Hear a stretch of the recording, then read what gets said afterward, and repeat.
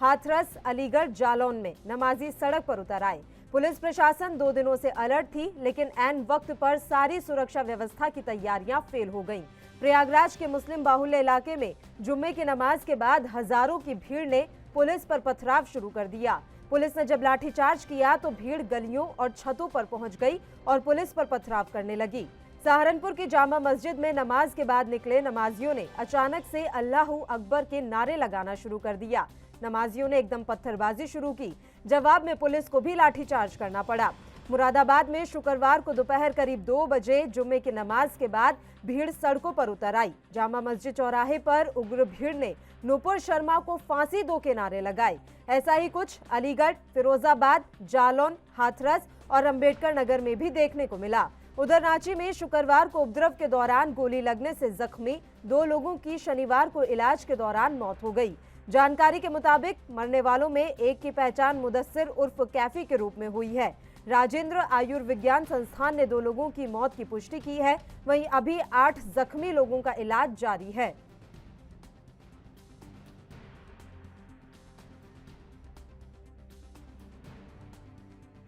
के हिंसात्मक विरोध करना उचित नहीं है। नूपुर शर्मा जी को भारतीय जनता पार्टी के लोगों ने निकाला है और बाकी इस तरह के हिंसात्मक विरोध तरीका ठीक नहीं है। इसमें बहुत इनोसेंट जो लोग हैं वो पकड़े जाते हैं और अन्य सरी समाज में दहशत का माहौल होता है। नूपुर शर्मा ने जो भी बयान दिया, जो भी किया, वो एक अलग चीज़ है और उस पर भारतीय जनता पार्टी को हम समझते हैं कि भारतीय जनता पार्टी को संज्ञान में लेना चाहिए और जो कार्रवाई है वो करनी चाहिए। भारत हिंदुओं का है, सनातन को जिंदा रखना हमारी जिम्मेदारी है। पैगंबर विवाद के बीच बीजेपी की सांसद हैं साध्वी प्रज्ञा ठाकुर, उन्होंने ये बात कही। नहीं, देखिए, ये सनातन और हिंदू धर्म और सनातन ये सब बात सही है, ये अपनी जगह पर है। हिंदुओं में भी कट्टरपंथी हैं और मुसलमानों में भी कट्टरपंथी हैं। इन दोनों से हमें बचना है। अगर देश को विकासशील रास्ते पर ले जाना है, 21वीं सदी का भारत का निर्माण करना है, तो कट्टरपंथी हिंदुओं से भी सावधान रहना है और कट्टरपंथी मुल्लाओं से भी सावधान रहना है। ये दोनों जो है देश को विवाद में डाल करके, समाज में विद्वेष पैदा करके कहीं ना कहीं अपना उल्लू सीधा करना चाहते हो। थोड़ बवाल काटने का काम किया है और पुलिस एक तरह से निस्सहाय साबित हुई है, तो इस बात को प्रदर्शित करता है कि सारी घटनाएं सरकार के संरक्षण में हुई है। मैं समझता हूं कि हर व्यक्ति को लोकतांत्रिक अधिकार है प्रदर्शन करने का, लेकिन जिस प्रकार से आप देख रहे हैं कि मेन रोड हो, चर्च रोड हो, हिंदपीढ़ी हो, जहाँ जहाँ भी हिंदू अल्पसंख्यक है, वहाँ पर जालीदार टोपी वाले शांतिदूतों द्वारा जिस प्रकार से उपद्रव मचाया गया है, सारे के सारे रिकॉर्डेड है। मैं इसकी निंदा करता हूं और सरकार से मांग करता हूं वैसे सारे लोगों को चिन्हित कर उनको गिरफ्तार ही नहीं किया जाए, बल्कि उनकी संपत्ति को भी खुर किया जाए, बुलडोजर चलाया जाए। हाँ, बिल्कुल यूपी के तर्ज पर। भैया, भारत में रह करके आप इस तरह का बदमाशी कीजिएगा। अरे भैया, आप शांतिपूर्ण ढंग से आप विरोध करते, लेकिन जिस प्रकार से आप देख रहे हैं कि सड़कों पर सारे ईटा पत्थर पड़े हुए हैं, पुलिस को चोट लग रही है, पुलिस असहाय बनी हुई है, तो बिल्कुल यूपी की तरह बुलडोजर चलना चाहिए। तब समझ में आएगा कि उपद्रव करने का अंजाम क्या होता है। नूपुर शर्मा के खिलाफ भारतीय जनता पार्टी ने तत्काल संज्ञान लिया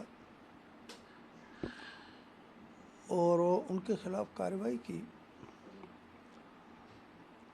तो इसके बाद मुझे नहीं लगता कि इस प्रकार के कोई विरोध प्रदर्शन होने चाहिए। हम निश्चित तौर से इस मत के हैं कि सभी लोगों को, सभी धर्म के मानने वालों का पूरा सम्मान करना चाहिए, चाहे हिंदू हो, चाहे मुसलमान हो, चाहे अन्य धर्मावलंबी हो। किसी की भी भावना को ठेस नहीं पहुंचना चाहिए।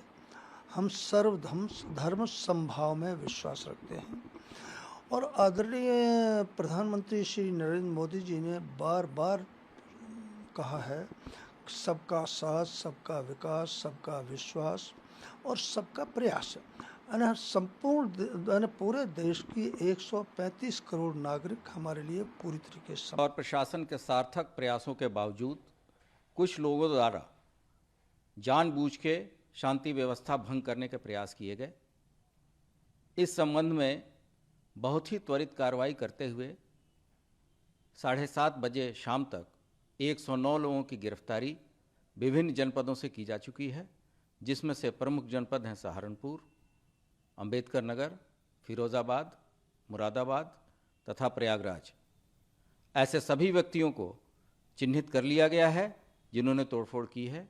इनके विरुद्ध गंभीर धाराओं में अभियोग पंजीकृत कराया जा रहा है तथा जो भी सरकारी एवं प्राइवेट संपत्ति की क्षति पहुंची है उसकी वसूली भी की जाएगी और इन व्यक्तियों के विरुद्ध जो गैंगस्टर एक्ट के तहत इनकी संपत्तियां भी जब्त की जाएंगी।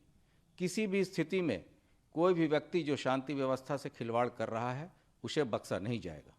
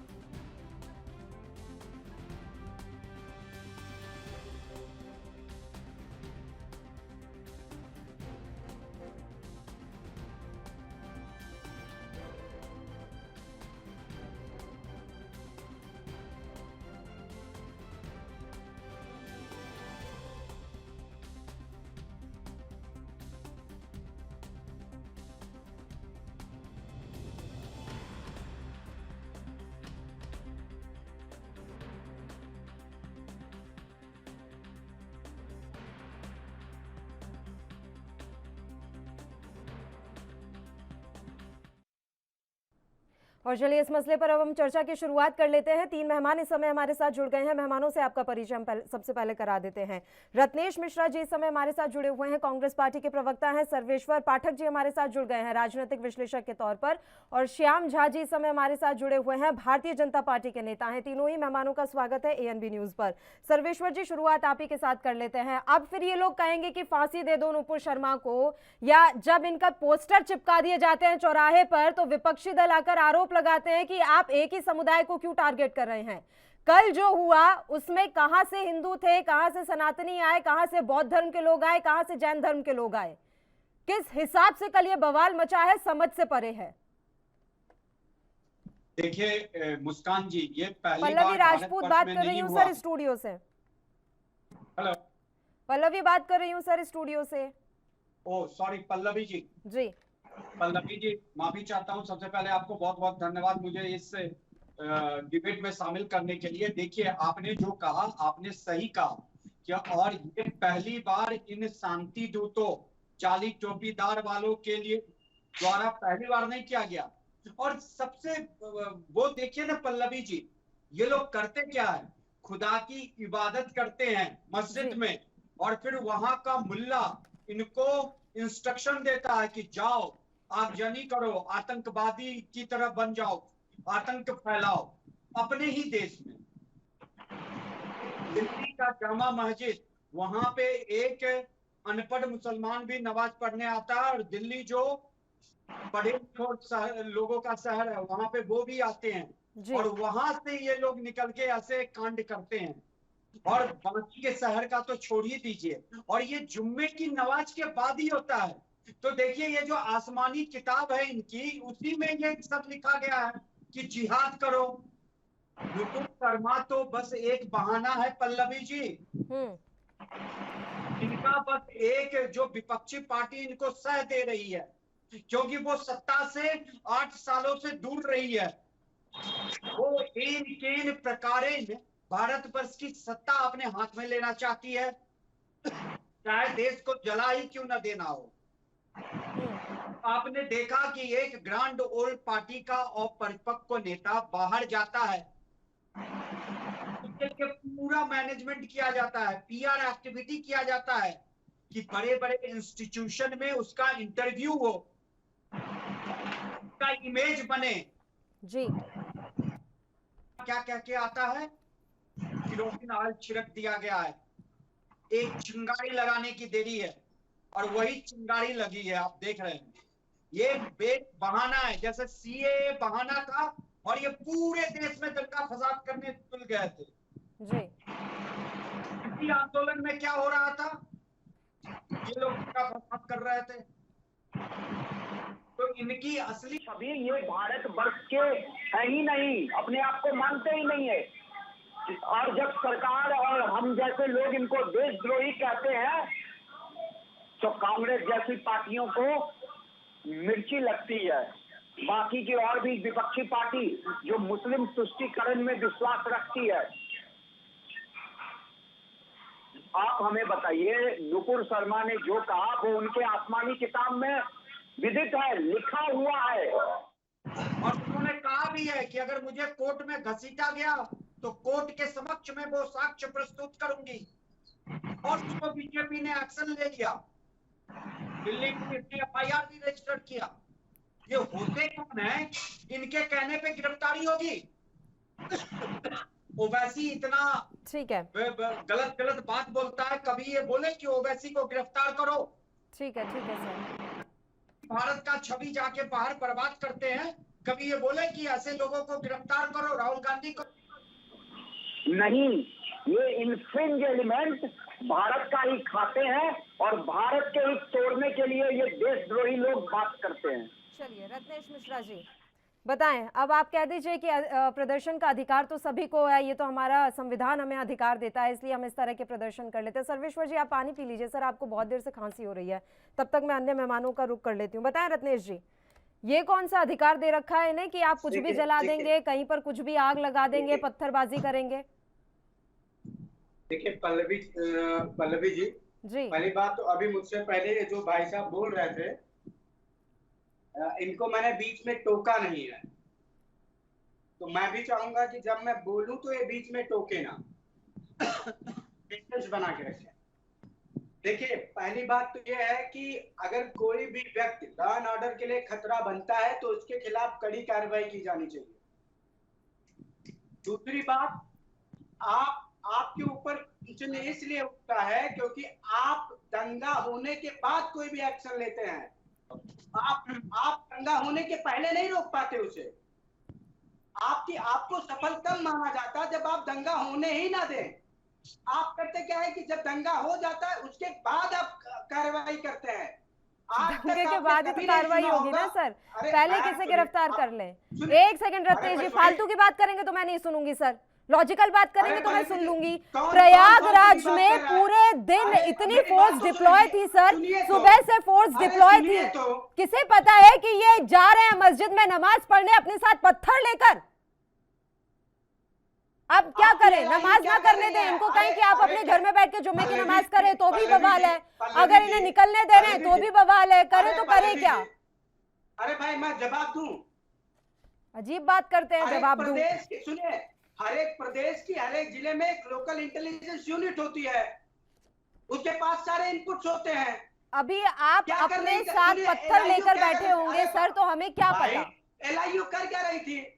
एक बात बताइए रत्नेश जी, अभी आप अपने साथ पत्थर लेकर बैठे होंगे तो इसे ये हम कैसे पता लगाएं? यही काम है एलआईयू का। एलआईयू का बहन जी यही काम है कि अगर ऐसी कोई घटना होने वाली है तो घटना होने के पहले उसका इनपुट दे दिया जाए प्रशासन को। औरंगाबाद में क्यों हुआ फिर? औरंगाबाद में क्यों हुआ फिर? इसका मतलब रांची में क्यों हुआ फिर? चलिए, उत्तर प्रदेश में पूरा फेलियर रहा योगी सरकार का, औरंगाबाद में क्यों हंगामा हुआ, रांची में क्यों हंगामा हुआ? रांची में तो 2 लोगों की मौत हो गई सर, आप जिम्मेदारी ले रहे हैं? आप बोलिए, हाँ मेरे लोकल इंटेलिजेंस का फेलियर था ये, कहिए रांची के लिए बोलिए। पल्लवी जी, रांची में इनकी गवर्नमेंट है, उनको सपोर्ट करते हैं कांग्रेस पार्टी, महाराष्ट्र में उनको सपोर्ट करती है कांग्रेस पार्टी। और जरा इन बड़े बड़े विद्वान प्रवक्ता बन रहे हैं, इनसे जरा पूछिए कि जब ये भीड़ 2000-3000 की संख्या, 200-300 की संख्या में कहते हैं हम नमाज पढ़ने जा रहे हैं, इबादत करने जा रहे हैं, तो अगर प्रशासन उसको रोकेगा तो वो तो फिर और आसमानी किताब का सहारा लेके कहेंगे चलिए कि हमें चलिए संविधान के रत्नेश जी की बात कंप्लीट होने दीजिए, पाठक जी मैं लौटूंगी फिर। हमें अपना रिलीजन नहीं फॉलो चलिए ठीक है, मैंने कहा बीच में मत चिल्लाइएगा। रत्नेश जी बोलिए आप क्या जो बोल रहे हैं तथ्यहीन आधारहीन बोल रहे हो। आप बहुत आधार बोलने दिया जाएगा। आर्टिकल पूछ लूंगा, सस्ता समझ रहे हो क्या? अभी 4 आर्टिकल कॉन्स्टिट्यूशन के पूछ लूंगा तो सारा ज्ञान बंद हो जाएगा। बकवास बंद कर लो, 4 आर्टिकल कॉन्स्टिट्यूशन का बंद कर रहा, आता जाता कुछ है नहीं, टीवी पे बैठ गए कांग्रेस पार्टी का प्रवक्ता बन के। तुमने अभी बोला कि इंटेलिजेंस में इनपुट कहाँ थी, और मुझे एक बात बता दो, 200 लोग एक मस्जिद में नमाज पढ़ने जा रहे हैं, उस मस्जिद में नमाज पढ़ने वाले को तुम रोक सकते हो? ये कौन से इंटेलिजेंस इनपुट की बात कर रहा है? चले आए बात कहीं का आता जाता है नहीं कुछ, अच्छा लगी थी कांग्रेस के प्रवक्ता बनने। चल तुम्हें बंद करो, इडियट कहीं का। ठीक है, मर्यादा बनाए रखेंगे। ठीक है सर, हो गया, दोनों का हो गया। ठीक है सर, आराम से बात करेंगे, यहाँ पर मत लड़िए आप लोग। बहस तरीके से होती है, इस तरीके की बदतमीजियों से नहीं होती है। सर्वेश्वर जी और रत्नेश जी, नमाज पढ़ने के नाम पे मस्जिद में जा रहे हैं तो क्या कानून का अधिकार है कि उसको रोकेगा? आप ये इनसे क्वेश्चन पूछे।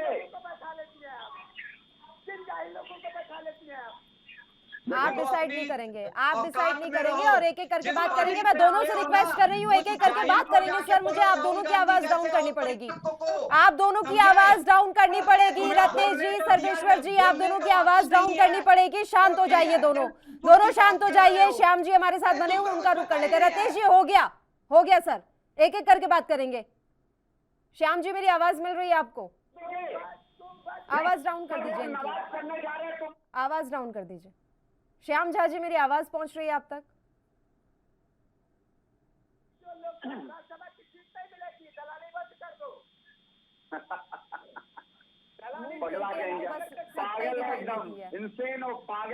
श्याम झा जी मेरी आवाज मिल रही है सर आपको? श्याम जी मेरी आवाज पहुंच रही है आप तक? श्याम झा जी क्या मेरी आवाज मिल रही है सर आपको? जी बोलिए आप सर थोड़ा टाइम पे जवाब दे दीजिए, नहीं तो वो दोनों ऐसे ही लड़ते रहेंगे। जो कुछ भी कल हुआ वो किसका फेलियर था?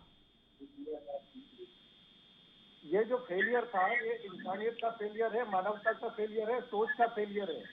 जिस प्रकार से प्रदर्शन के नाम पर साजिश रची गई, ये फेलियर जो बताया जाता है, गंगा जमनी तहजीब बताई जाती है, उसका फेलियर है।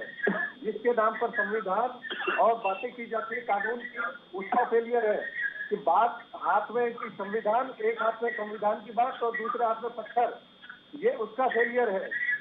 ये एक फेलियर उस बात का भी है जो इस्लामिक जो स्कॉलरिस्ट है तथाकथित, जो आकर के बात को कुछ और करते हैं और जो किया गया वो कुछ और था, जो कि पूरे देश ने देखा, पूरे देश और पूरे विश्व ने देखा कि किस प्रकार से उपद्रवियों का प्रदर्शन के नाम पर जो तांडव किया गया, आगजनी की गई, हत्याएं की गई, पुलिस अधिकारियों पे पथराव किया गया, घायल किया गया। ये उस बात का फेलियर है कि इन लोगों का सोच कुछ और है और दर्शाना कुछ और है, उस बात का फेलियर है ये। सर बात ऐसी है कि 2 लोगों की मौत हो जाती है, ना जाने कितने लोग घायल हुए हैं। हम इन चीज़ों को रोक क्यों नहीं पा रहे हैं? आप ठीक है, आपने जो भी बोल दिया, मानवता का फेलियर है, ये फेलियर है, वो फेलियर है, लेकिन इसका हर्जाना किसे भुगतना पड़ रहा है? इस देश को, इस देश की छवि को, इस देश के लोगों को, इस देश की सौहार्द और सद्भावना को। क्यों हम क्यों नहीं रोक पा रहे हैं ये सारी चीज़ें? नफरत की खाई इतनी बढ़ती क्यों जा रही है? असंतोष की भावना इतनी क्यों हो रही है? ये सब चीज़ें सही करना, माहौल सही बनाए रखना जिम्मेदारी किसकी है? नफरत पैदा कहाँ से हुई पल्लवी जी? इस नफरत का बीज कब बोया गया? ये नेहरू और जिन्ना का जो महत्वाकांक्षी योजना था, वहां ये नफरत का बीज बोया गया। देश को लेकर बैठे रहे उस समय को अभी तक बीज बोया गया। क्या ये पूरा कलयुग एक युग बस नेहरू और जिन्ना पर ही चल जाएगा क्या? कुछ भी सर, पूरा एक युग आप इसी में खपाना चाहते हैं क्या? बीजारोपण हुआ उसके बाद सदियां बीत गई, शताब्दी बीत गई और आप अभी भी उसी बात पर अटके हुए हैं। उस बीज को वट वृक्ष बनाकर तैयार कर दिया गया और आप वो वट वृक्ष काट भी नहीं पा रहे हैं। बड़ी बड़ी बातें करनी आती हैं बस। देश ने देखा है। मैं ये जानना चाह रही हूँ, आप पूरा एक युग इसी बात में खपाना चाहते हैं क्या कि ये तो नेहरू जिन्ना नेहरू जिन्ना नेहरू जिन्ना ने किया, कभी तो कुछ बदलेगा? या आप लोगों ने एकदम ठान लिया है कि कुछ भी होगा तो हम उठा के कह देंगे ये तो नेहरू के समय पर हुआ था? फिर आपको हम सत्ता में लाए क्यों थे? आपको बहुमत की सरकार बनाकर दी क्यों थी? आपने देखा, उत्तर प्रदेश में भी देखा और मध्य प्रदेश में भी देखा, जब तक इनको जो भाषा समझ में आती है उसी भाषा में जब तक जवाब नहीं दिया जाएगा तब तक उनके समझ में नहीं आएगा। रत्नेश मिश्रा जी और सर्वेश्वर जी, एक एक करके बातें करेंगे, शब्दों की मर्यादा ना लांघे, दोनों से मेरी रिक्वेस्ट है। अब बोलिए रत्नेश जी, आप अपनी बात पूरी कर लीजिए। देखिए मेरे जो काबिल मित्र हैं जो बात कर रहे थे कि राहुल गांधी और कांग्रेस पार्टी देशद्रोही हैं, तो हमें लगता है कि हमारे मित्र को भारतीय संविधान के भाग 2 के अनुच्छेद 5 को कायदे से पढ़ना चाहिए कि वहां पे देश का नागरिक कौन किन परिस्थितियों में हो सकता है। आ रही हूं सर्वेश। उसमें एक क्लॉज ये भी है कि यदि मेरे पिता, मेरी दादा दादी या उनके मेरी वापस आ जाइए सर, ये हिंसा वाला जुम्मा क्यों? वापस आ जाइए। अभी मुझे कोई पीआर ब्रांडिंग नहीं चाहिए यहाँ किसी नेता की। देश जल रहा है, देश जल रहा है। राहुल गांधी की इमेज से ज्यादा जरूरी है देश जल रहा है। आपको समझ में आ रही है बात? राहुल गांधी छोड़िए सर। और सर्वेश्वर जी, आपसे भी मेरी यही रिक्वेस्ट है, जाने दीजिए। देश चल रहा है सर। हर जुम्मे की नमाज पर क्या इसी तरीके से फोर्स डिप्लॉय करके रखेंगे हम? टिप्पणी करूं यहाँ बैठकर। रामनवमी पर यात्रा निकलेगी तो आप ये चाहते हैं कि उनके पीछे एक भारी पुलिस फोर्स और जाब्ता तैनात रहे? मुख्यमंत्री उत्तर प्रदेश के ऊपर उनकी नागरिकता पर प्रशिक्षण उठाऊं, उनको देश। अरे आप जुम्मे की नमाज पे आएंगे, आप जुम्मे की नमाज पे आएंगे सर। मुझे किसी नेता से कोई लेना देना नहीं है, किस नेता की क्या ब्रांडिंग है, किस नेता का क्या अच्छा है क्या बुरा है। आप ये बताएं कि क्या इस तरीके से जुम्मे की नमाज के दिन हर बार फोर्स हमें डिप्लॉय करके रखनी पड़ेगी? हम कैसे पता लगाएं कि किसके हाथ में पत्थर है और किसके हाथ में कमल है और किसके हाथ में क्या है? मेरे नेता के विरुद्ध यदि कोई ऐसी टिप्पणी होती तो उसका जवाब दूंगा।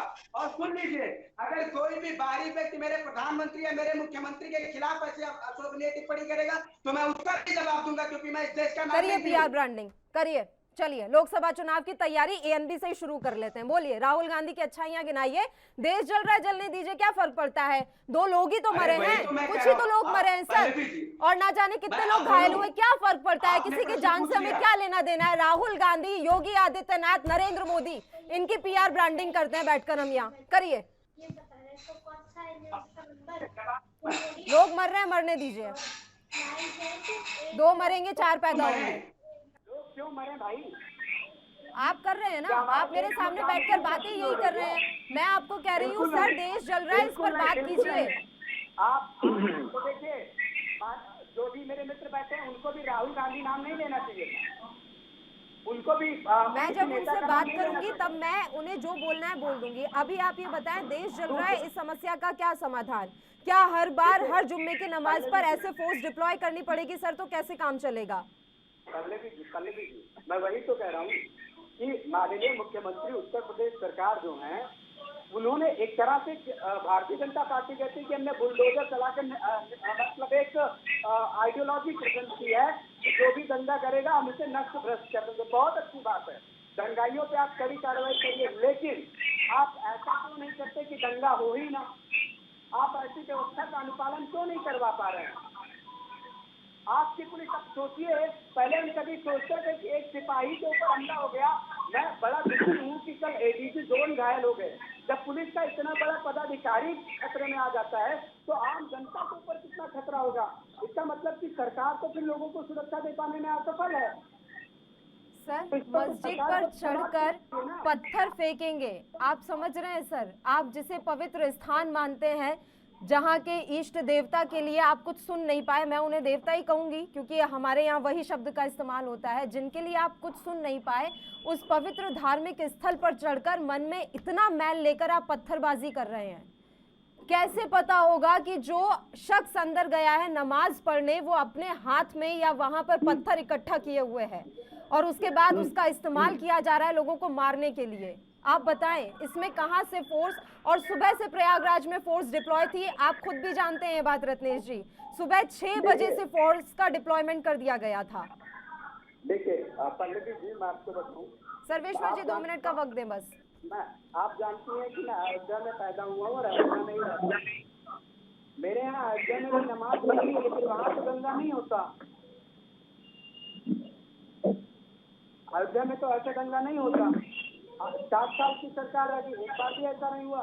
जबकि अयोध्या में तमाम सारे लोग जाते हैं नमाज पढ़ने, बहुत सारे लोग नमाज के लिए जाते हैं।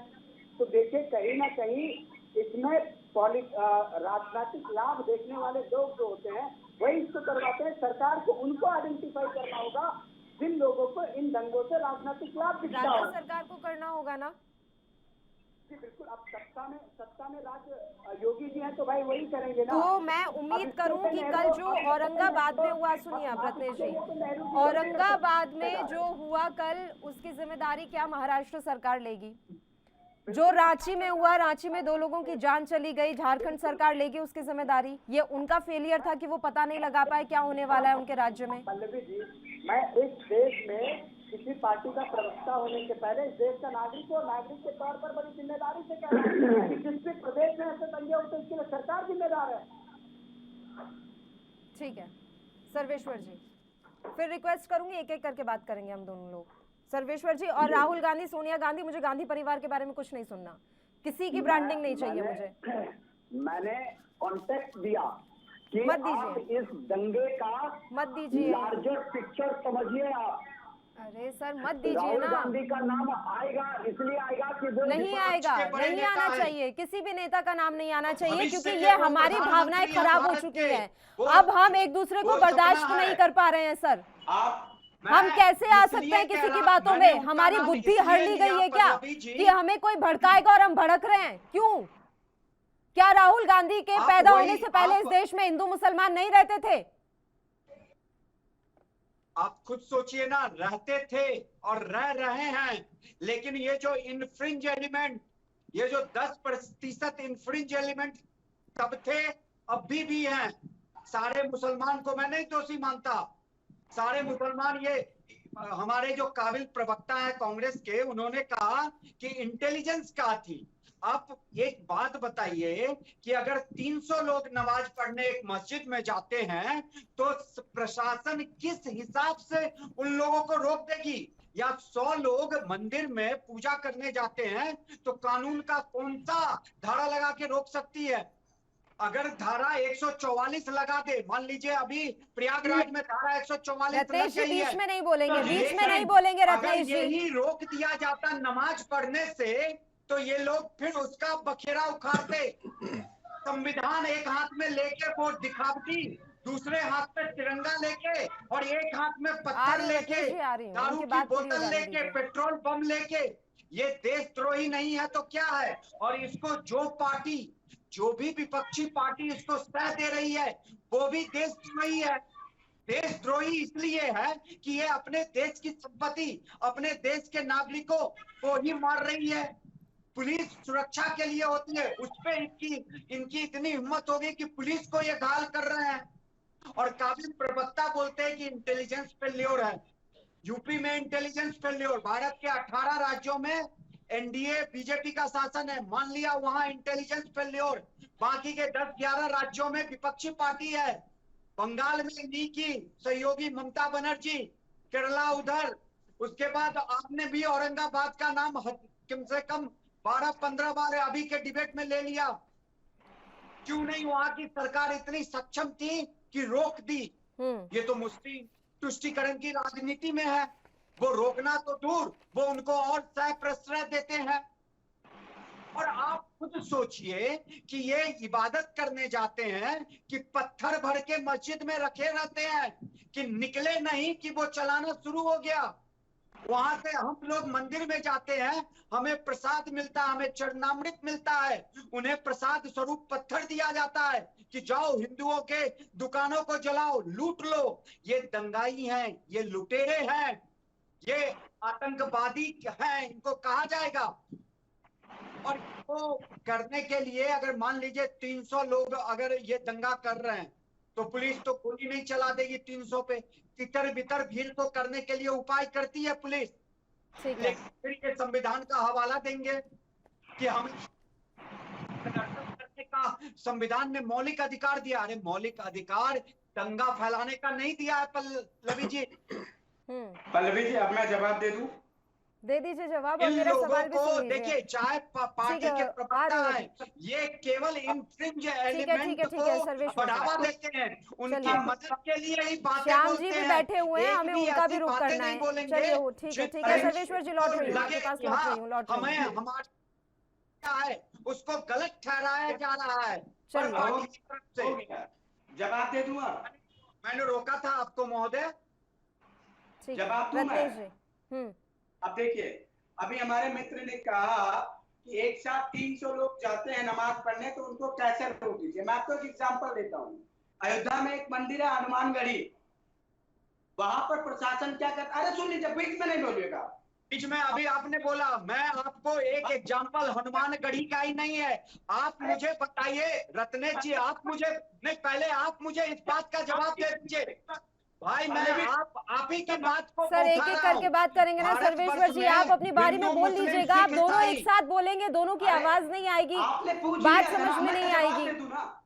एक एक करके बात कर लेते हैं। आप अपना एग्जांपल बाद में दे दीजिएगा पाठक साहब। फिर आप बोल लेना। ठीक है, मैं बोल दूं फिर बोल लेना। आपने हनुमानगढ़ी की बातें की, वहां पे सरकार 150 अरे यार 150 लोगों को अनुमति देती है, मंदिर में भी होता है, इतने लोग जाएंगे। कोरोना के समय में रेस्ट्रिक्शन था ना, लेकिन अगर हर एक जुम्मे को ये सिर्फ अयोध्या और यूपी की नहीं है, आप दोनों ये बात नहीं समझ रहे हैं, इतनी देर हो गई है। आप दोनों को मैं एक ही बात समझा रही हूँ कि बात सिर्फ यूपी और अयोध्या की नहीं है, पूरे देश की है। बात सिर्फ उत्तर प्रदेश की नहीं है, बात सिर्फ योगी आदित्यनाथ की नहीं है, पूरे देश की है। आप समझिए इस बात को। वो घूम फिर के बार बार अयोध्या पर आ रहे हैं, आप घूम फिर कर बार बार योगी आदित्यनाथ और यूपी पर आ रहे हैं। अब एक एक करके बात करेंगे, मैं रिक्वेस्ट कर रही हूँ सर प्लीज। ठीक है, देखिए मैं जहाँ रहता हूँ वहाँ की व्यवस्था देखता हूँ तो मैं वहीं का उदाहरण दूंगा। अब मैं जाके आप कांग्रेस पार्टी के प्रवक्ता के नाते यहाँ बैठे हैं, आपको पूरे देश के बारे में जवाब देना पड़ेगा। कर रहे हो भाई सर्वेश्वर जी प्लीज। और मेरी बात सुन लीजिए मिश्रा जी, आप कांग्रेस पार्टी के प्रवक्ता के तौर पर यहाँ बैठे हैं, अयोध्या के स्थानीय निवासी के तौर पर नहीं, तो आपको पूरे देश के बारे में जवाब देना पड़ेगा। एक राष्ट्रीय पार्टी के प्रवक्ता के तौर पर बैठे हैं आप यहाँ, मैंने अयोध्या का निवासी बना के नहीं बिठाया आपको। के साथ साथ अयोध्या का निवासी भी हूँ और बहुत गर्व के साथ कह सकता हूँ कि प्रभु श्री राम की धरती पर जन्म हुआ है। और थोड़ा सा विक्टिम कार्ड खेल लीजिए, बोलिए। कौन सा विक्टिम कार्ड खेलूं भाई? क्या है जो लोग प्रभु श्री राम की धरती पर, अब ये कहाँ से प्रभु श्री राम बीच में आ गए? मैं आपसे पूछ रही हूँ, पूरे देश के बारे में बताइए ना। वो आज गर्व कर रहे हैं कि प्रभु श्री राम की धरती पे जन्म हुआ। जिन्होंने राम के अस्तित्व पे सवाल उठाया वो आज गर्व कर रहे हैं कि हम प्रभु राम की धरती पे जन्मे हैं। बहुत बढ़िया। कब उठाया भैया? आपके वकील साहब बोलकर आए थे सर जन्म शायद 2014 के बाद हुआ है क्या? आपके वकील साहब बोलकर आए थे सर सुप्रीम कोर्ट में। राहुल गांधी ने उठाया भैया। 2014 के बाद मिली तो सोचा मैंने कि आपका भी ज्ञान 2014 के बाद का ही होगा। ठीक है, ठीक है। 1989 में पहली बार अयोध्या में राम मंदिर की बात किस प्रधानमंत्री ने की थी? राजीव गांधी ने। सबसे पहले जुम्मे की नमाज पर आ जाए शब्द का प्रयोग किसने किया? जुम्मे की नमाज पर आ जाए सर, एक हफ्ते बाद फिर आने वाली है जुम्मे की नमाज, अभी से तैयारियां करनी पड़ेंगी उसके लिए। तो आप मत बताइए किसका इतिहास कैसा है। ओहो, जुम्मे की नमाज पर आ जाए। थोड़ा पीछे का भी पढ़ा करिए, इतिहास वही मत पढ़िए जिसमें आपका फायदा हो, इतिहास वो भी पढ़ा करिए जो उसके पीछे का भी है। इतिहास पढ़ाइए राहुल गांधी को, इतिहास पढ़ाइए, इतिहास पढ़ाइए अपने कांग्रेस प्रवक्ता को जो 2 दिन पहले बोल रहे थे कि सीता का चीरहरण हुआ था। जो राज्यसभा सांसद चुनकर गए हैं वो कह रहे थे सीता का चीरहरण हुआ था। इतिहास पढ़ाइए उनको, इतिहास पढ़ाइए राहुल गांधी को, जो तथाकथित आपके प्रदेश अध्यक्ष पप्पू नाम दिए थे। चलिए ठीक है सर, वापस आ जाते हैं जुम्मे की नमाज पर, इधर उधर ना भटके, इधर उधर नहीं भटकते हैं, वापस आ जाते हैं। ठीक है, शांति से पल्लवी जी। अब पाठक जी एक एक करके बात कर लेते हैं क्योंकि बहुत ज्यादा उलझ रही है। जवाब सुनिए। अरे इतने देर से क्या कर रहे थे आप? फालतू अरे की आप बहस सुन में ही उलझे नहीं हुए रहे हैं, हम थे। अपने मुद्दे पर आ जाते हैं। बताए रत्नेश जी, देखिए, और पूरे देश के बारे में बात देखिए, करेंगे, मुझे सिर्फ अयोध्या के बारे बिल्कुल में नहीं बिल्कुल सुनना। बिल्कुल बिल्कुल देखिए प्रशासन क्या होता है, जब भी ऐसी स्थिति होती है, एलआईयू की जो भी इंटेलिजेंस यूनिट की जो भी इनपुट होती है, हाँ। उसके आधार पर कुछ लोगों को प्रशासन भेज देता है। ऐसा हर जगह पर किया जाता है। मैंने अयोध्या का नाम इसलिए क्योंकि वहां की प्रशासनिक व्यवस्था को मैंने देखा है। दूसरी बात, आप अगर किसी को भी व्यवस्था के नाम पे ऐसा करते हैं तो आर्टिकल 19 और आर्टिकल 28 में जो रिलीजियस फ्रीडम का पार्ट है, उसमें भी कहा गया है कि लॉ एंड ऑर्डर को मेंटेन करने के लिए उसको रिस्ट्रिक्ट कर सकता है स्टेट, तो उस पर फंडामेंटल राइट्स का वायलेशन नहीं माना जाएगा। तो इसमें कोई भी पॉलिटिकल पार्टी या कोई भी विपक्षी पार्टी आपको आकर नहीं बोलेगी। आप उन संवैधानिक प्रावधानों के तहत कार्य करिए। दूसरी बात, मैं आपको एक मजे की बात बताऊं, आपने भी देखा होगा इनका बुलडोजर में कहीं दिख जाती है नरेंद्र मोदी, अमित शाह और जेपी नड्डा की फोटो दीवार पे, तो बुलडोजर वही रुक जाता है। आपने भी वो वीडियो और फोटो देखा होगा, तो उस फोटो को भी गिराते ना, वो फोटो क्या कहते हैं अतिक्रमण के क्षेत्र में लगी थी, आपने उसे नहीं गिराया, आपका बुलडोजर चुप हो जाता है। ठीक है, अब बात कर लो और ना। ये तो पूरे देश ने देखा ना कि उनकी आप फोटो जो उसके मुझे बाद बार बुलडोजर बार नहीं बता चला। रहे हैं कि ये फेलियर है, प्रशासनिक स्तर का फेलियर है, रांची और औरंगाबाद के बारे में जवाब दे ना सर। यूपी में लोग मरे नहीं है, रांची में मर गए हैं लोग। आप क्या कर रही थी सोरेन सरकार? राज्यसभा चुनाव में व्यस्त थी, बड़ी टेंशन थी उन्हें कि हमारा जो उम्मीदवार है वो जीतेगा या नहीं, इसलिए भूल गए कि यहाँ पर भी कुछ ऐसा हो सकता है। बहुत शांति है ना झारखंड में, कैसे मर गए 2 लोग रांची में? औरंगाबाद में हजारों की संख्या में भीड़ कैसे इकट्ठा हो गई? क्या हुआ था वहां पर? मैंने आपको बोला ना, इस बात को जवाब मैं आपको दे चुका हूँ। दोबारा दीजिए ना। आप अपनी गलती का जवाब एक लाइन में देके बड़े तरीके से निकल जाते हैं, और दूसरे राज्यों के बारे में बढ़ा चढ़ाकर इतना आपको बताना होता है। आप बताइए क्या कर रही थी सोरेन सरकार, बताइए कहाँ थी उद्धव सरकार? आप नहीं तो आप बताइए ना, क्या कर रही है योगी आदित्यनाथ सरकार? क्या मैं प्रवक्ता दिख रही हूँ आपको बीजेपी की? क्या मैं किसी सरकारी पार्टी की तरफ से यहाँ बैठी हूँ? आप बैठे हैं कांग्रेस पार्टी की तरफ से, दोनों राज्यों में आप भागीदारी में सरकार चला रहे हैं, आपको जवाब देना पड़ेगा सर। योगी के बारे में जवाब देंगे श्याम जी? मैं नहीं दूंगी, मैं आधिकारिक रूप से उसके लिए यहाँ नियुक्त नहीं की गई हूँ। उसका जवाब दे दूंगा मैं। आप मुझे बताएं क्या कर रही थी सोरेन सरकार और उद्धव सरकार? आप प्रयागराज में डिबेट कर रही है ना, तो प्रयागराज में जवाब लीजिए आप मुझसे। आप तो दे दें पहले जवाब, आप तो दे दें। आप क्यों डर के निकल रहे हैं बच के? मैं लूंगी ना श्याम जी से जवाब। पहले मुझे बताएं उद्धव सरकार और सोरेन सरकार क्या कर रही थी? उद्धव सरकार सोरेन सरकार क्या कर रही थी? उद्धव सरकार सोरेन सरकार क्या कर रही थी? आपसे ज्यादा तेज आवाज है मेरी, आपसे ज्यादा तेज आवाज है सर मेरी। मुझे जवाब चाहिए। सोरेन सरकार उद्धव सरकार क्या कर रही थी? रांची में 2 लोगों की मौत का जिम्मेदार कौन? रांची में 2 लोगों की मौत का जिम्मेदार कौन? अरे भाई, आप अभी प्रयागराज पे डिबेट कर रहे हैं कि रांची और औरंगाबाद पे? आपका आप ठीक है, मैं 6 बार रिपीट कर चुकी हूँ कि मुझे पूरे देश के बारे में बात करनी है, देश चल रहा है। आप सही हैं रत्नेश जी, आप थोड़ा अपने कानों को खोल कर रखिए। मैंने पहले ही संबोधन में कहा कि हम पूरे देश के बारे में बात करते हैं सर, क्योंकि देश जल रहा है।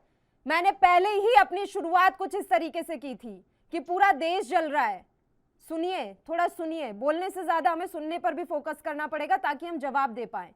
अब मुझे बताएं। और मैंने जो अपनी स्टोरी चलाई उसमें भी रांची का जिक्र है। तो हम कहाँ जाएंगे? आपको सुने बिना तो हमारा कोई अस्तित्व ही नहीं है।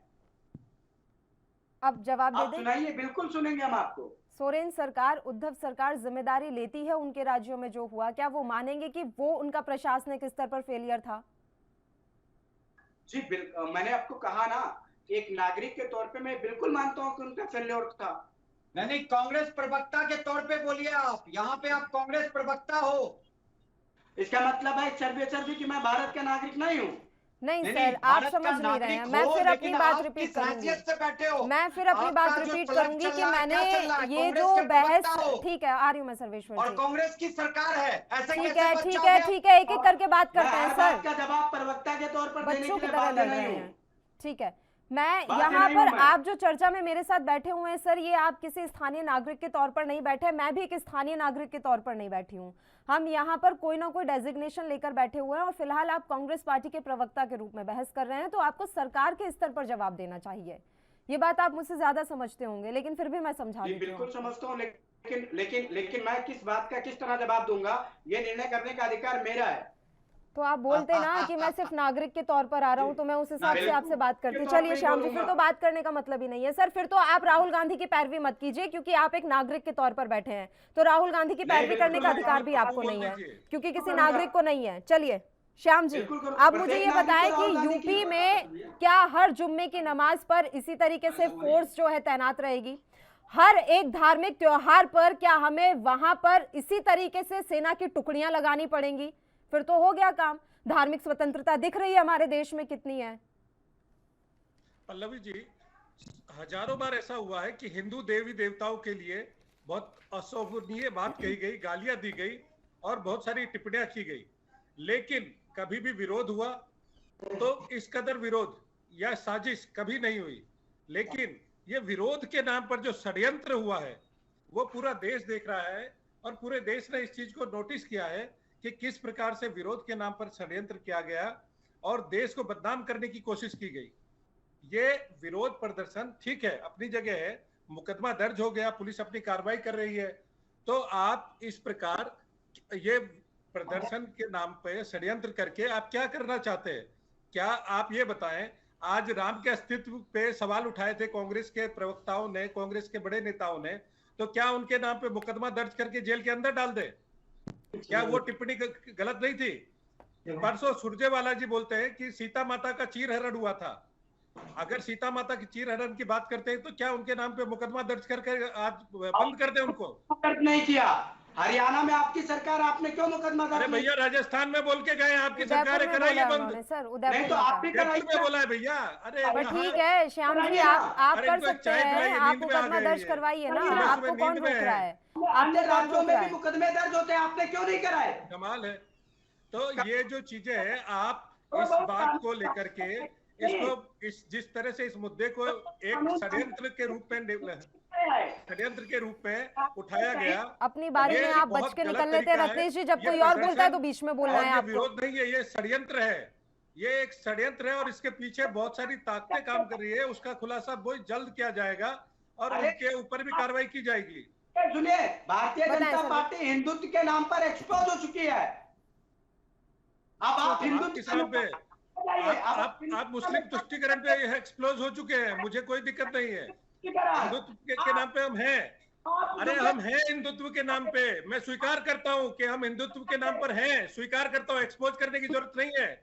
लेकिन तथाकथित आप लोग जो मुस्लिम तुष्टीकरण की राजनीति करते थे, उसको पर्दा मत डालिए। आपने उनको किनारे कर दिया, आप झुके 53 देशों के दबाव के आगे। भैया क्या हो गया, पगला गए क्या? हम स्वीकार कर रहे हैं, हम हिंदुत्व को मानते हैं, स्वीकार कर रहे हैं, क्यों बौखला रहे हैं? मैं खुद स्वीकार करता हूं, हिंदुत्व को मानते हैं। मतलब आप मानते हैं कि भारतीय जनता पार्टी का हिंदुत्व खोखला है? अरे भैया, हिंदुत्व को स्वीकार करते हैं, आप किसको स्वीकार करते हैं वो बताइए। करने वाली महिला को आप नहीं बचा पा रहे, अपनी पार्टी में आप हटा दे रहे हैं। कौन सा हिंदुत्व? आप बताएं, आप कौन से कुछ धर्म को स्वीकार करते हैं वो बताइए। हम तो स्वीकार करते हैं हिंदुत्व को, आप किसको मानते हैं? अरे आप किसका हिंदुत्व? अभी तो गर्व था आपको थोड़ी देर पहले। अच्छा बताइए, अभी तो शर्म आ रही है, बताइए। अरे बताइए, शर्म आ रही है, बताइए ना, किसको मानते हैं? मैं प्रभु श्री राम का हिंदुत्व मानता हूँ, आप किसका मानते हैं? प्रभु श्री राम के नाम पे अस्तित्व के सवाल उठाने वाले आज प्रभु श्री राम को मानने लगे हैं। सर्वेश्वर जी बताइए इनको, प्रभु श्री राम के अस्तित्व पे सवाल किसने उठाया था? बताइए सर्वेश्वर जी इनको। नहीं, इनसे पूछे ना कि सुप्रीम कोर्ट में हलफनामा किसने दिया था, कहा था राम ने, उनका अस्तित्व क्या है? सर्वेश्वर जी आपको ये भी आज राम की बात करते हैं, शर्म करिए, शर्म करिए। ये छद्मवेशी हिंदू हैं, जब चुनाव आता है तो ये जनेऊ धारण करते हैं और अपना गोत्र बताते हैं। मुझे एक बात बताएं, एक मिनट रुकिएगा सर्वेश्वर जी, एक मिनट रुकिएगा सर्वेश्वर जी, एक मिनट रुकिएगा। आप तीनों मुझे एक बात बताएं कि ये कौन डिसाइड करेगा कि असली हिंदू कौन और नकली हिंदू कौन? पाठक जी, पाठक जी, पाठक जी, पाठक जी, पाठक जी, एक मिनट रुकिए, मेरा तीनों से सवाल है कि अब क्या आइडेंटिटी कार्ड में हमें ये लिखना पड़ेगा कि मैं असली हिंदू और मैं नकली हिंदू और मेरा हिंदुत्वधारी और मेरा पता नहीं कौन सा धारी, अब हमें ये लेकर चलना पड़ेगा सर्वेश्वर जी। पल्लवी जी ये तो कांग्रेसियों को लिखना पड़ेगा कि चुनाव की बहार जब आती है तो ये चुनावी हिंदू बन जाते हैं। पल्लवी जी मैं एक बात बोलूंगा, बीच में कोई बोले ना। बोलिए।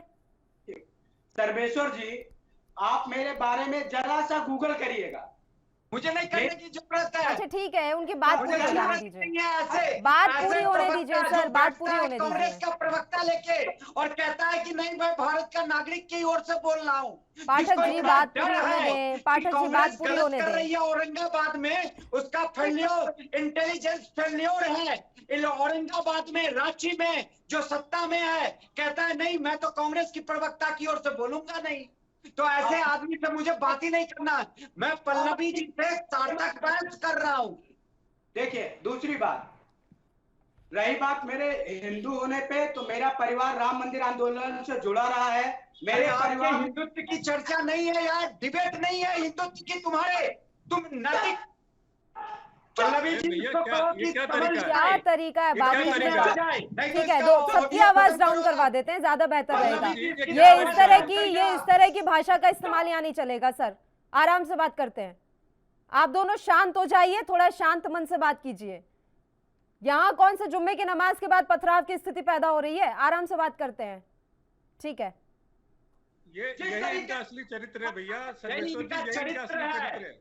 यही चरित्र है कांग्रेसियों का, यही चरित्र है इस शख्स का जो अपने आप को कहता है मैं कॉन्स्टिट्यूशन को जानता हूँ, मैं अयोध्या की नगरी से हूँ। शर्म आनी चाहिए, शर्म आनी चाहिए।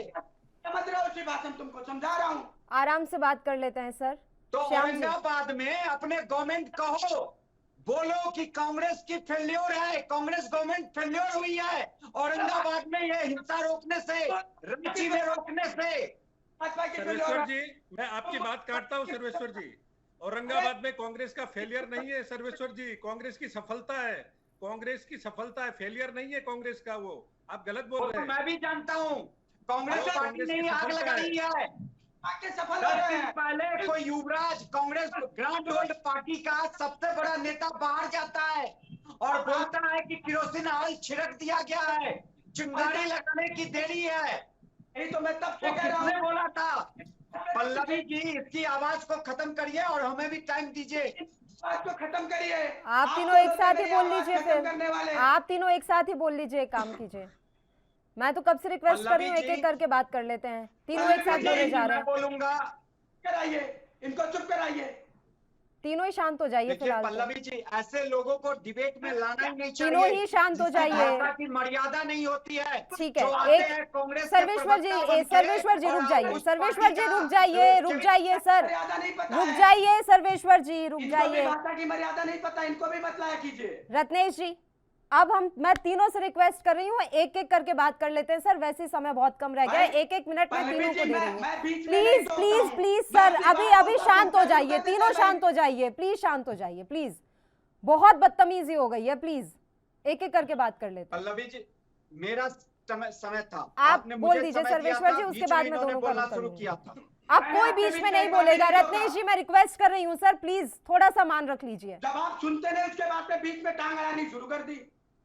आप बोल लीजिए ना, फिर एक साथ ही बोल लीजिए। मैं आपको बार बार कह रही हूँ एक एक करके बात करेंगे, एक एक करके बात कर लेते हैं सर, समय कम है।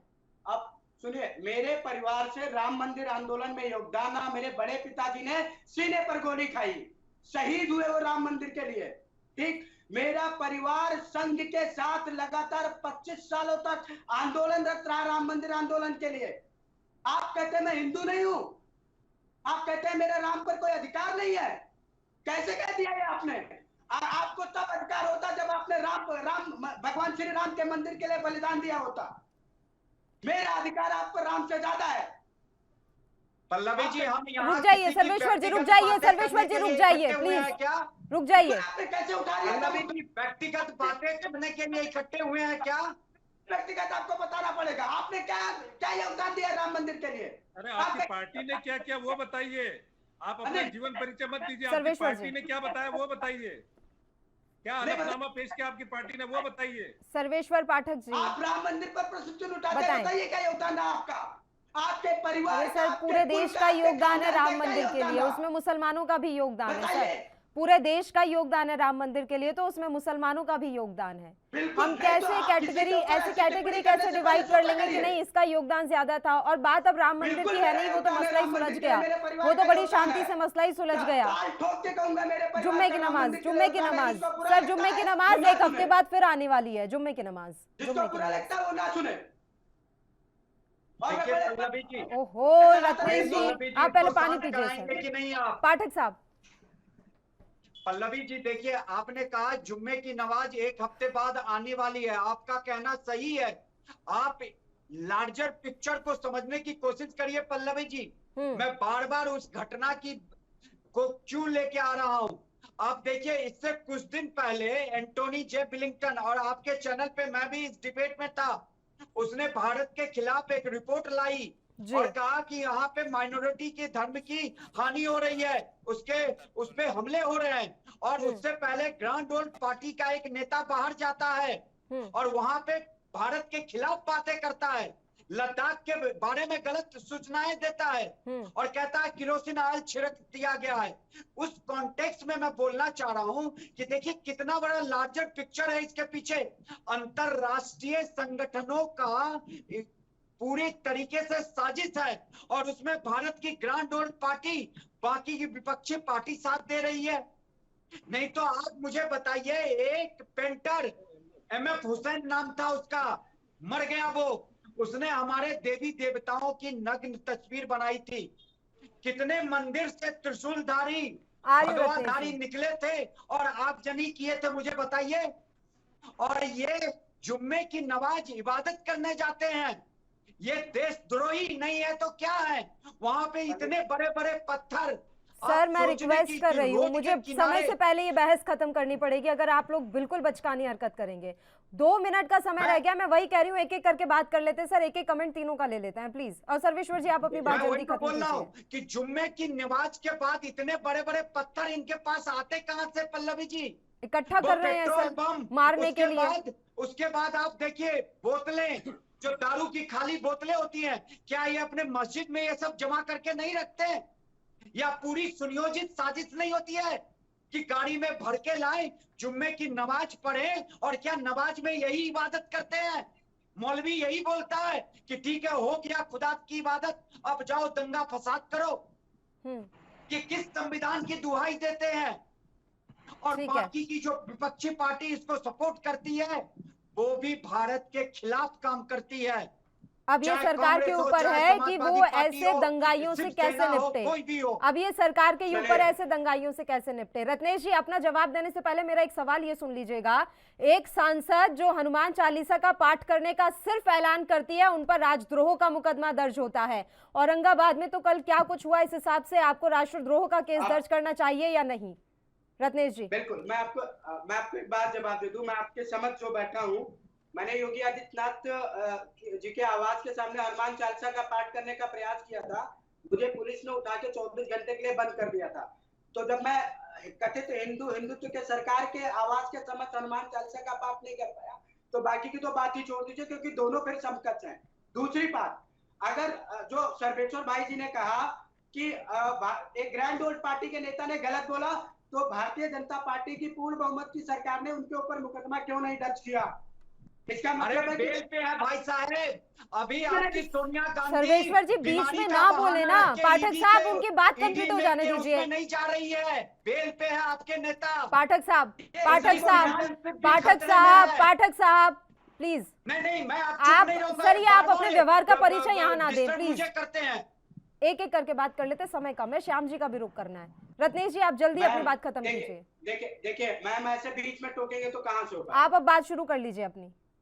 ठीक है, दूसरी बात, तो भारतीय जनता पार्टी की सरकार ने मुकदमा दर्ज क्यों नहीं किया? तीसरी बात, मैं बार बार ये कहूंगा कि ग्रैंड ओल्ड पार्टी का नाम लेने के पहले अगर आप ग्रैंड ओल्ड पार्टी को इतना मानते हैं तो आपके पास आपकी सरकार है, आपकी केंद्र में भी है, आपके आधे से ज्यादा भारत के राज्यों में आपकी सरकार है, मुकदमा लिखाइए और सबको जेल भेजिए जो भी ऐसा बोलता है। वैसे ही बेल पे हैं, क्या करेंगे जेल जाके भी? तीसरी बात तीसरी बात, रही बात दंगाइयों की, तो दंगा करने वाले के साथ जितनी भी कठोरता से कठोरतम कार्रवाई हो सकती हो करिए, लेकिन ऐसे दंगों को रोकिए रोकिए और रोकिए। और अगर आप अपराधियों के खिलाफ कार्रवाई भड़काइए भड़काइए और भड़काइए, हम रोकेंगे रोकेंगे रोकेंगे। आप कोशिश करिए करिए करिए। ठीक है, हो गया। कांग्रेस पार्टी के समय कम है, समय कम है। जल्दी जल्दी जल्दी आप अपनी बात पूरी कीजिए रत्नेश जी। और आप ये जो कह रहे हैं ना कि मुकदमा क्यों नहीं दर्ज करते, ईडी राहुल गांधी से पूछताछ करने वाली है, उससे पहले तो आपने ऐलान कर दिया देश भर के ईडी कार्यालयों के बाहर प्रदर्शन का, और आप कह रहे हैं कि क्यों मुकदमा दर्ज नहीं करते। ईडी की पूछताछ तो बर्दाश्त नहीं हो रही आपसे, बात कर रहे हैं यहाँ पर। दिल्ली में पूरे पार्टी ने व्हिप जारी किया है। श्याम जी, पूरे देश के लिए व्हिप जारी हुआ है, पूरे देश के ईडी कार्यालयों के बाहर सत्याग्रह करेगी कांग्रेस पार्टी। पता नहीं कौन सा सत्याग्रह करना है इन्हें अब। श्याम झा जी, देश जल रहा है, उससे कोई लेना देना नहीं, इन्हें राहुल गांधी की यहाँ पर ब्रांडिंग करनी है। श्याम जी, आपका भी फेलियर है उतना ही जितना कांग्रेस पार्टी का है। अगर आग उन्होंने लगाई है तो आपने बुझाने का काम नहीं किया श्याम जी, आप उस आग को बढ़ा रहे हैं। हो गया रत्नेश जी, आपकी बारी खत्म। हो गया रत्नेश जी, मैं आपके यहाँ सुनने के लिए नहीं बैठी हूँ। किस तरह बोल रही हैं आप? श्याम झा जी, मुझे ना सिखाएं, मुझे ना सिखाएं। खुद को जब जवाब देना होता है तो कह देते हैं मैं तो स्थानीय नागरिक हूँ। राज्य दोनों पर फेल है वो। श्याम झा जी, आप भी उतने ही दोषी हैं सर। आज देश जल रहा है और उसके लिए आप भी जिम्मेदार हैं। जी बिल्कुल। और लोगों को जगाइए, हिंदू जाग गया है, देख लीजिए, हिंदू जाग गया आपका। तो मैं अपने आप को जिम्मेदार मानता हूँ, लेकिन देश जलाने वाले भी जिम्मेदार हैं, मुझसे ज्यादा जिम्मेदार देश जलाने वाले हैं। भड़काइए ना, और धार्मिक भावनाओं को भड़काइए। अभी तो कम जल रहे हैं, अभी तो 2 लोग मरे, अभी 200 मरेंगे, 2000 मरेंगे, 2 लाख मरेंगे, तब आपके ठंडक पड़ जाए तब बता दीजिएगा। तो वो तो 24 घंटे जाग रहा है बेचारा, बिना लाइट के, मच्छरों के कारण तू सो ही नहीं पा रहा है रात में। जी, मैं आपकी बात समझ पा रहा हूँ ना, इस मिश्रा की बात समझ पा रहा हूँ। ये क्या हो गया इनको, क्या हो गया इनको? आप जल्दी से बात कंप्लीट कीजिए श्याम जी, समय खत्म हो रहा है। गर्मी में तो जागता ही रहेगा ना। मिश्रा जी, आप तो पानी पीजिए पहले जाकर, आज आपको बहुत ही गुस्सा आ रहा है सर। श्याम जी, जल्दी से 2 लाइन में अपनी बात खत्म कीजिए सर। देखिए, देश जल रहा है, मैं जिम्मेदारी लेता हूं, लेकिन मेरे से ज्यादा जिम्मेदारी उन लोगों की है जो देश को जलाने की कोशिश कर रहे हैं, जो पेट्रोल छिड़क रहे हैं, जो इनको सुविधा मुहैया करा रहे हैं, जो इनके पीछे खड़े होकर साजिश कर रहे हैं। और वो साजिश नाकाम करने में आपकी सरकारें असफल हो रही हैं। साजिश कर रहे हैं। एक तरफ कहते हैं कि देश कांग्रेस मुक्त हो रहा है और आप कह रहे हैं कि देश कांग्रेस जला रही है। पहले आप डिसाइड कर लें कि कौन क्या कर रहा है, उसके बाद कार्रवाई कीजिएगा। अभी तो आपको यही नहीं पता कि कौन क्या कर रहा है। आप तीनों ही मेहमानों का शुक्रिया चर्चा करने के लिए, आप हमारे साथ जुड़े, आपने अपना समय हमें दिया। और इसी के साथ मुद्दा में भी इतना ही। मुझे दीजिए इजाजत। देश और प्रदेश की तमाम ताजा खबरों के लिए आप बने रहिए हमारे साथ। नमस्कार।